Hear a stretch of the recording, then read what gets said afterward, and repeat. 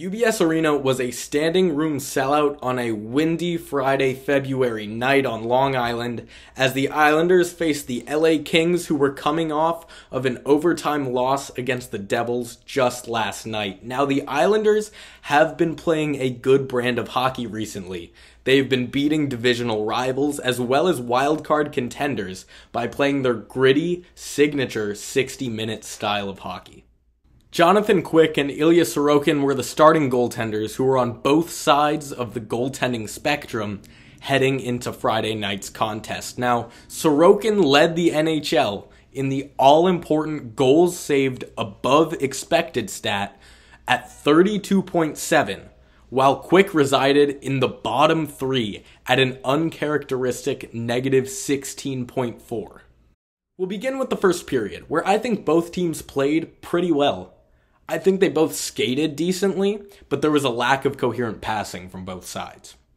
At 7:52, though, Jonathan Quick made a vintage save that you have not seen since 2017, where he robbed Bo Horvat, the newly acquired Islander, in a split save in just Bo Horvat's 10th game in the blue and orange. Let's move on to the second period, though, where after 8 minutes of uneventful hockey, the floodgates opened for Los Angeles. It was Philip Deneau who opened the scoring with a tip-in, courtesy of his line mate Victor Arvidsson, which, frankly, he may have gotten a little help from Isles defenseman Alex Romanov there. But 90 seconds later, a cross-crease pass from Rasmus Kupari to Arthur Kaliev left Ilya Sorokin helpless, and it was quickly a 2-0 game. Casey Cizikas did not help the problem, where he went to the penalty box for a bad cross-checking penalty right after that second goal.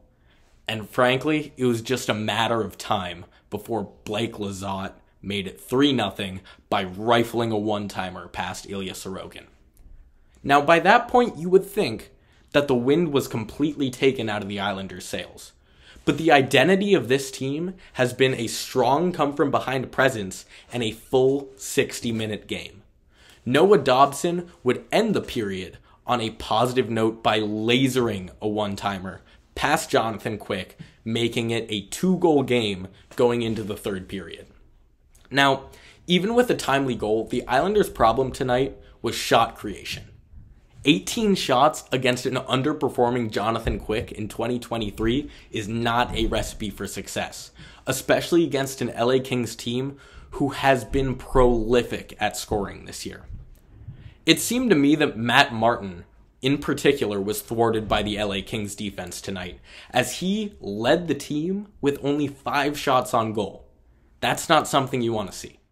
We allowed the momentum swing to be too big, and we got to respond right after that a little better, obviously. But like I said, it was 3-0.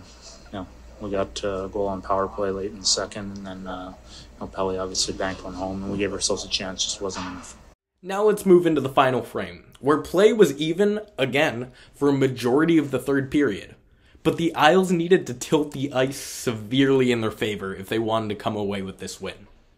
They would find some puck luck, though, with 4.5 minutes left in the game, with a nice bounce off of LA Kings defenseman Matt Roy, where a pass from Adam Pelech, intended for no one, frankly, bounced off of Matt Roy's skate and tucked itself nicely into Jonathan Quick's toy department. Down 1 goal with just a few minutes remaining, the Isles would pull Ilya Sorokin for the extra attacker, that being Anders Lee, but to no avail. The Kings reigned supreme, and they walked out of UBS with 2 points, while the Islanders went home with 0. This brings us to the larger conversation of the wildcard race, where the Islanders sit atop the pack with 67, but it is a deceptive lead. Sure, they have the most points, but that's because they've played more games than every other team in the race. And in just a few days, the boys on the island could easily find themselves out of a playoff spot. In my opinion, the Islanders are not in such a dire spot. You'd rather have those points in your back pocket than counting on wins that you haven't collected yet. The pressure is on everyone else to catch them.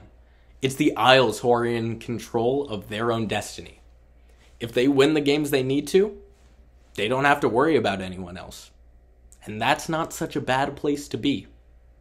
Right now, this Islanders team, who's exhausted by the way, are on a red-eye flight to Winnipeg, where they will face an imposing Connor Hellebuck at 3:30 p.m. Eastern.